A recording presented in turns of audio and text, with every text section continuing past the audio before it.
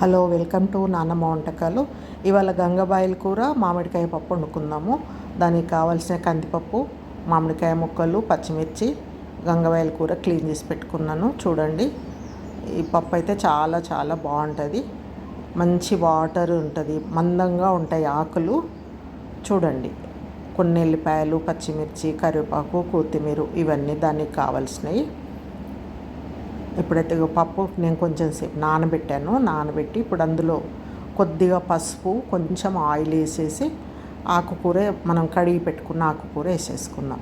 ఈ పసుపు ఆయిల్ ఎందుకు వేస్తామంటే మనకు ఉడకడానికి మంచిగా ఉడుకుతుంది, చూడడానికి కూడా కలర్ఫుల్గా చాలా బాగుంటుంది, కలర్ మంచిగా వస్తుంది పప్పు ఇట్లా వేస్తే. ఇప్పుడు అదైతే ప్రెషర్ కుక్కర్ పెట్టుకుందాము. 2 విజిల్లు వచ్చేంత వరకు ఆన్ చేసి విజిల్ వచ్చాక బంద్ చేద్దాం. ఈ లోపల పచ్చిమిర్చి, ఒక 2 ఎల్లిపాయలు వేసి తగినంత సాల్ట్, మన కూరకు సరిపడంతా వేసేసుకొని గ్రైండ్ చేసుకుందాము. 2 విజిల్లు వచ్చేసాయి, బంద్ చేసిన. ప్రెషర్ పోయిన తర్వాత అట్లా ఓపెన్ చేసేసుకుందాం. మనము ఓపెన్ చేసుకొని పప్పు మంచిగా ఉడికింది లేదు మంచిగా ఉడికిపోతుంది 2 విజిల్లకైతే. గట్టిగా ఉంటే ఫస్ట్ కొన్ని వాటర్ వేసి కలుపుకుంటే మనకు మరీ పేస్ట్ లాగా కాదనమాట. ఫస్ట్ అయితే కొన్ని వాటర్ వేస్తున్నాను నేను. వాటర్ వేసేసి స్టవ్ ఆన్ చేసుకుందాము. ఇప్పుడు మామిడికాయ ముక్కలు అయితే వేసేసుకుందాము. ఫస్ట్ పప్పు అదైతే మంచిగా ఉడికిపోయింది, ఆకుకూర పప్పు. మామిడికాయలు కొంచెం పులుపు మామూలుగా ఉందని ఒక 2 మామూలు సైజువి కట్ చేసి పెట్టుకున్నాను నేను ముక్కల కింద.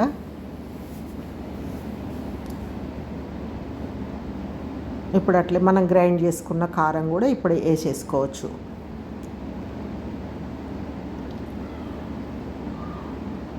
ఎండు కారం కూడా మంచిగానే ఉంటుంది. నేను ఎక్కువ మటుకు ఆకుకూర ఉంటే పచ్చికారం వేయడానికే ట్రై చేస్తాను. మనకు పచ్చిమిరపకాయలు ఇంట్లో లేవనుకుంటే ఎండు కారం వేసినా చాలా బాగుంటుంది. అది కూడా దీనికి గంగవాయిల కూర పప్పుకు.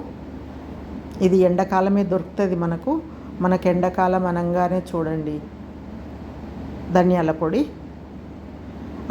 మామిడికాయలు గుర్తొచ్చినట్టే ఎండాకాలమే గంగబాయిల కూర వస్తుంది.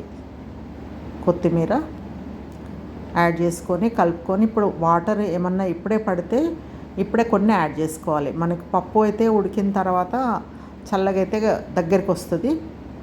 అందుకని వాటర్ ఎన్ని పడతాయో చూసుకొని ఇప్పుడే యాడ్ చేసుకుంటే మనకు గ్రైండర్లో కొన్ని జార్లో కొన్ని వేసేసుకొని వేస్తున్నా. ఇంకా కొన్ని పడతాయి అనిపిస్తుంది, కొన్ని వేసేద్దాము. వేసి మంచిగా కలిపి మూత పెట్టుకొని మనం సైడ్కు తాలింపు అయితే చేసుకోవచ్చు. ఇప్పుడు అన్నీ వేసేటివన్నీ వేసేసాము. ఇంకా ఆయిల్ కొంచెమే పడుతుందండి తాలింపులోకి. ఇంకా జీలకర్ర, ఆవాలు, ఎండుమిర్చి, ఒక 2-3 ఎల్లిపాయలు దంచి తాలింపులో వేసుకుంటే ఆ స్మెల్ అనేది తాలింపుకు చాలా బాగా వస్తుంది. అది పప్పులో అయితే ఎల్లిపాయ తాలింపు బాగుంటుంది.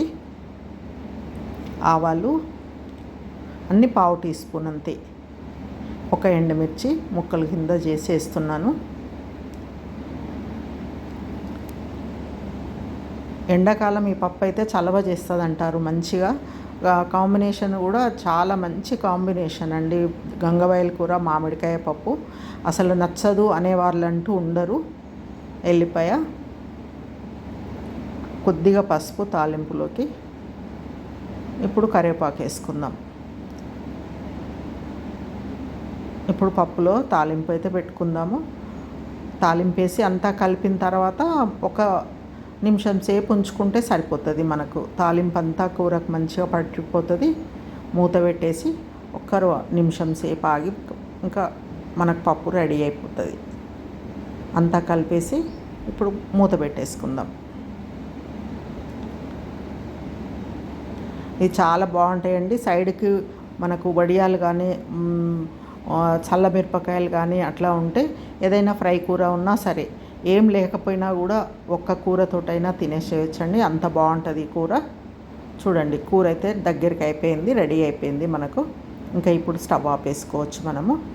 స్టవ్ ఆపేసి నేనైతే ఒక బౌల్లోకి అయితే పప్పు తీసుకుంటున్నాను. ఈ గిన్నె చిన్నగా అయిపోయింది, ఇంకా కొంచెం ఉంది, తర్వాత వేరే గిన్నెలోకి తీసి పెట్టిన. చూడండి పప్పు అయితే రెడీ అయిపోయింది. చూస్తేనే కలర్ఫుల్గా ఉంది కదా, మంచిగా గ్రీనిష్గా ఎల్లోయిష్గా చాలా బాగుంది. నేనైతే లంచ్ కోసం వండుకున్నాను. ఇట్లా వడియాలు, పప్పు, అన్నము తెచ్చుకున్నాను. చూడండి చాలా బాగుంటుంది. తిన్నా కూడా హెల్త్కి మంచిది, మనకు హ్యాపీగా అనిపిస్తుంది అన్నం తిన్నామన్న ఫీలింగ్. మీరు కూడా చూడండి, చేయండి. సబ్స్క్రైబ్ చేయని వాళ్ళు చేయండి, షేర్ చేయండి. చాలా చాలా టేస్టీగా ఉంది. Thank you for watching.